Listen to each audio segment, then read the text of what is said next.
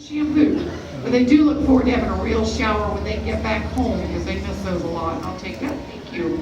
All right, Grace, I would like for you to come with me down to the galley area. This is where you'd be hanging out with your fellow astronauts, floating around, talking about your day and preparing your meals. Come on over here. Let's talk about this. Because these days, astronauts can have all kinds of tasty meals and beverages just by adding water. So, Grace, we're on the International Space Station right now, aren't we? Yes, we are. So what kind of water are we adding to our tasty meals and beverages? We're adding water to our food. Yeah, so where's that water come from? Yes, ma'am, good for you. Recycled pee. Just add water and enjoy. Oh, boy. Of course, on the space station, everything goes floating around. They put Velcro on all the food packages. It's also on their clothing. This is grits with butter, and it's a big favorite on the space station. Not just for breakfast either.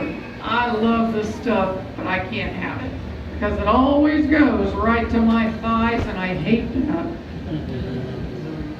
All right, Grace, you've demonstrated sleeping, exercising, going to the bathroom, personal hygiene, and food preparation. There's more to your training for today. The International Space Station is not just a place to live. It is a space laboratory for new kinds of research that is impossible to conduct in the gravity on Earth. And you're going to demonstrate how some of this is done. As you stand right there for me. Turn around, face our body. Perfect. Arms at your side. Yes, ma'am. Look straight ahead. Very important, Grace. Be very still. Do not move. I'm going to scan your body. Do not move. You're very brave and you're doing an excellent job. Stay still. I'm going to do this side now. This only hurts for a second and it just leaves a small permanent mark. I'm done. You okay? I'm so glad. Grace, you probably should check yourself out because I never know where that mark's going to be. You didn't find it? You might find it later. Yeah. Yeah, you did.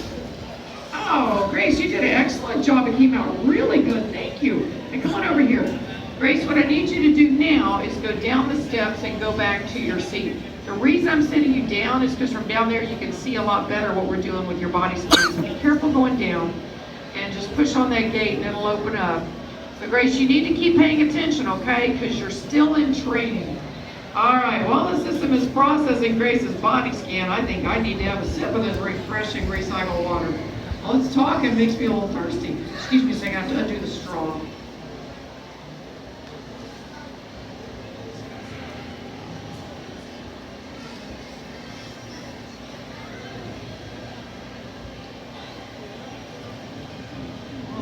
Tangy.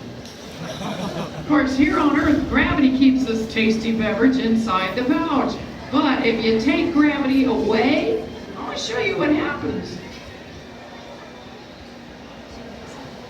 You see, with gravity gone, surface tension becomes a dominant force. And notice when two blobs of water collide, they merge into each other, forming a bigger blob. Physics appears to behave very differently in microgravity. And then when it hits an absorptive surface, like that towel over there, a wicking action powerfully pulls it into the towel, sort of like a sponge. Cheers.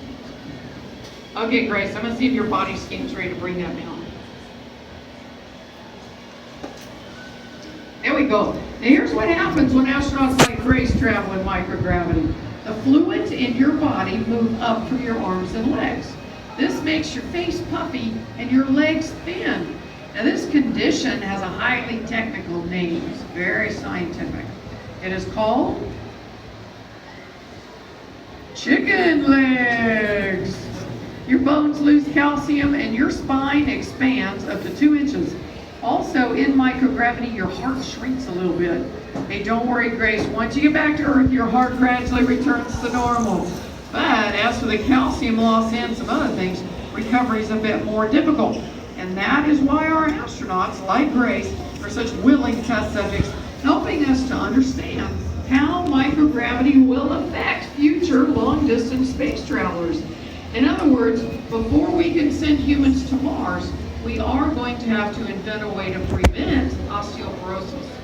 Biological processes aren't the only things that are different in microgravity. Chemical reactions behave differently too. In fact, I want to show you something else. Here, look at this. Oh, hang on a sec. There we go.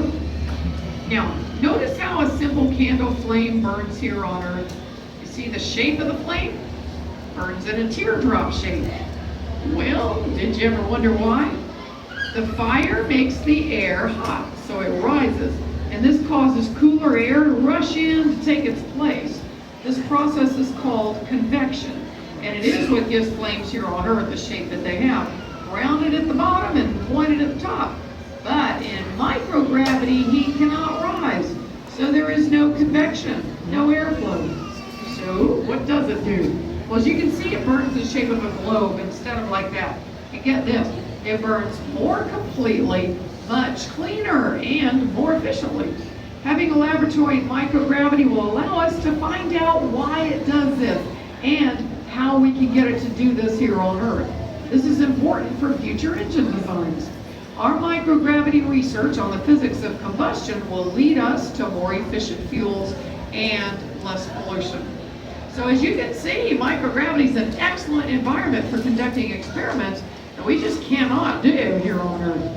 I have another example for you too. Here on Earth, it is difficult to combine large amounts of lead and tin. And that is because the lead is heavier than the tin is, so it sinks to the bottom. They keep trying to separate like oil and water. But in microgravity, fluids with different densities can be mixed together almost completely.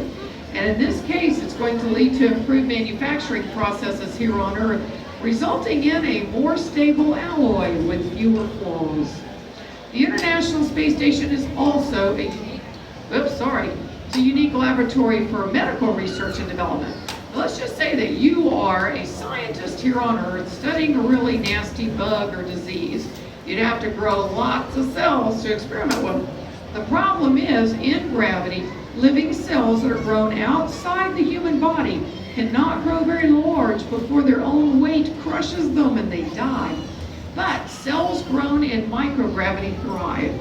They grow quicker, larger, and in 3 dimensions. This is a huge medical breakthrough.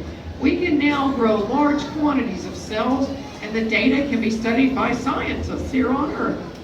And in the coming years, you can expect to see developments in disease control, genetics, biochemistry, and organ transplants, all because of our microgravity laboratory. And who knows what we're going to discover next. So, as you can see, the International Space Station is already improving our lives here on Earth right now. But what it has to offer our future is even more exciting. The ISS is a stepping stone in our journeys off the planet. Beyond lower Earth's orbit. One day we will go to asteroids, to Mars, and yes, even to the stars beyond. And I know we have some future explorers in the audience right now, too.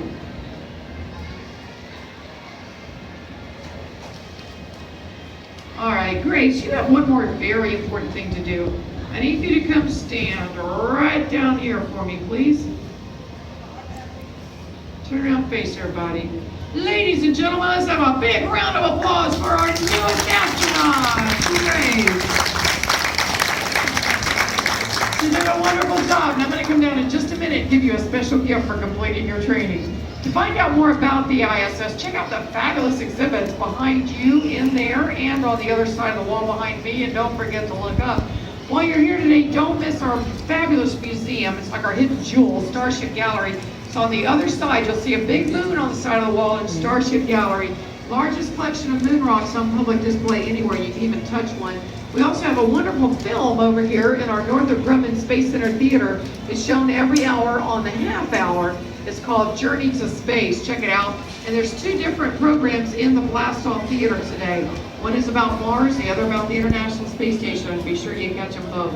Thanks for joining me here. Enjoy the rest of your stay at Space Center Houston.